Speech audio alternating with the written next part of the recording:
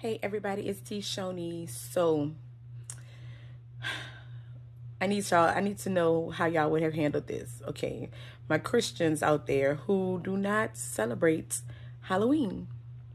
Now, I'm not coming here like I'm just this person who never celebrated Halloween ever. I did used to celebrate Halloween. Last year actually was my first year that I did not celebrate Halloween because I woke up one Saturday morning and I just was loud in my head and it was just no more Halloween. And I was like, okay, God, I hear you. So we stopped. So yesterday we were at Walmart, me and my husband, and I'm checking out and I hear the lady at the door, like she's so loud.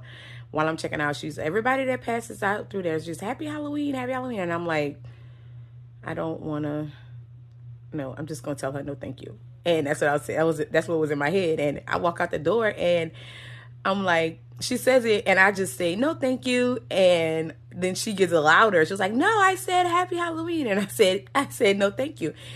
And my husband, he stopped and he was like, I kept walking. And he stopped and he was like, oh, we don't celebrate Halloween. And she's like, oh, okay, have a good night. Have a good day. And I was like, whatever. And my husband was like, but you did not have to do all of that. And I was like, I was nice about it.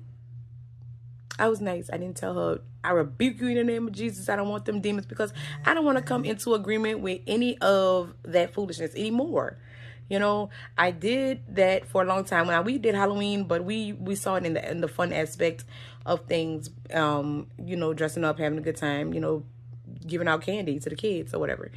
And even as kids, we dressed up, we went around, we got candy, but at that point, I didn't know the spiritual level of things. So now that I know, and God has been telling us to learn better, do better, so I gotta do better. So I'm doing better, and I'm not knocking nobody that's doing it. I'm not, but for me, I learn better, do better. The kids have a trunk or treat now. They try to do those type of things to separate from actual Halloween. They don't do it on Halloween. They do it on a different day or whatever, so it's a little separation, but the kids still can be kids and enjoy things. So I'm cool with that. But if God tell me one day they can't do that no more, then we can't do that no more.